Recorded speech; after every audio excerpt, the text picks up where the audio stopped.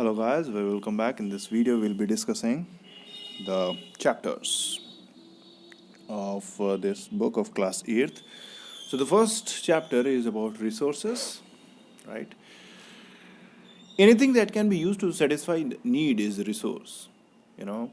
Now it depends upon the utility and two important things which makes a substance, a thing, a matter into resources are time and technology. What is technology? Technology is the usage or the application of the latest knowledge and skill in doing or making a thing, right? So people themselves are most important resources. It is their ideas and inventions and discoveries that lead to the creation of the more resources, right?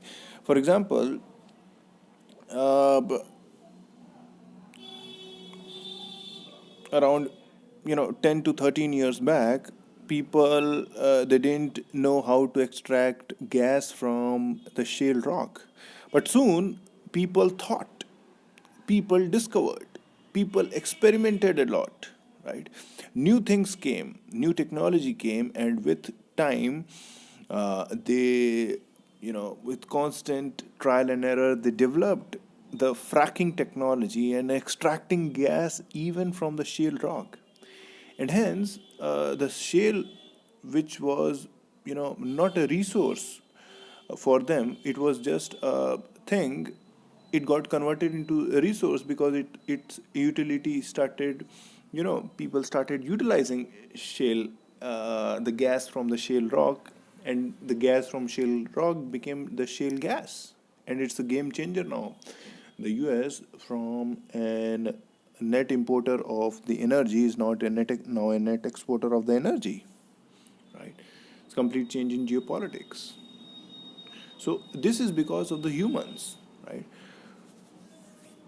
There are two types of resources, the natural, there are three types of resources: the natural, the human made, and the human itself, right?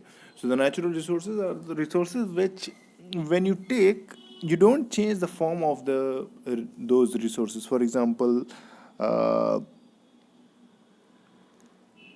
the air we breathe, the land we use, right? Or there can be like n number of examples. The grains we eat, for example, the banana.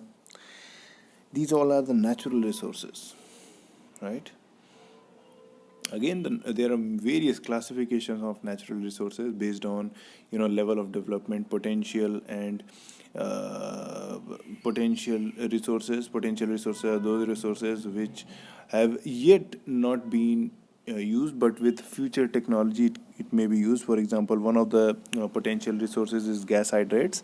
uh, these resources are deep within the earth's surface, and they are full of methane, but we don't have the technology. But in coming decades, gas hydrate will be the one of the greatest source of energy for all over the world, right? Then actual resources are the resources which we are currently using, for example, the coal, the natural gas, so on and so forth, right? Next is, so that was based on the level of development and use. Next is the based on the level of distribution. There are resources like localized. For example, the natural gas and the oil is localized in some areas of Mumbai or Krishna Godavari region. But there are other ubiquitous resources like the air and the water, which is almost ubiquitous, right? Available everywhere. On the basis of, so these are the two bases. Next is also can be classified on the basis of renewability. That is, if the resources which you are using, if it's regenerates in short span of time, then it's renewable resources. For example, the wind energy, solar energy, water.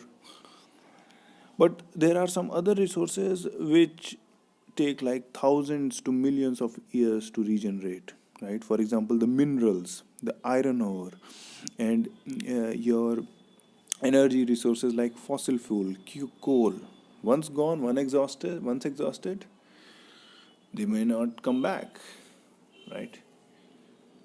So these were like the natural resources. Now, if we move to the human-made resources, the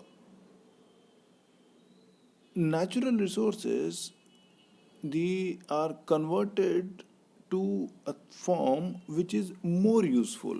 For example, from iron ore, we extract iron, and from iron we make steel, right? So steel is a human made resources, and from steel we make things like cars, pen, airplane, so on and so forth, bridges. These all are the human made resources. Even technology is a human made resource, right?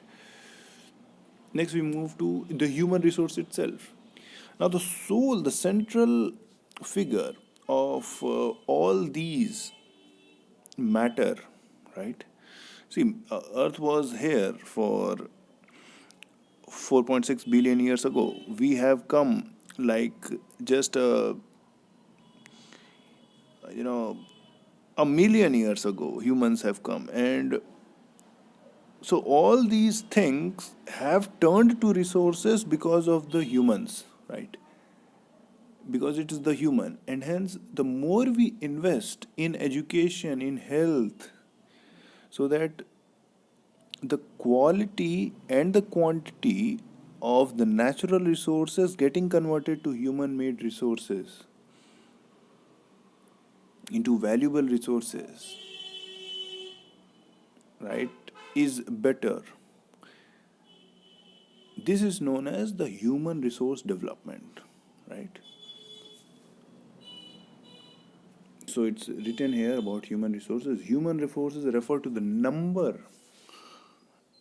and abilities, the mental and the physical of the people. Okay? Though there are different views, they cannot deny the fact that the abilities of human that help in transferring the physical material into valuable resources. So that was human resource development, and yes, conserving resources is very important. Sustainable development, use it, carefully utilizing the resources so that besides meeting the requirement of the present, also takes the care of the future generation. This is what is sustainable development. Resource conservation is very important. It's the need of the hour, right?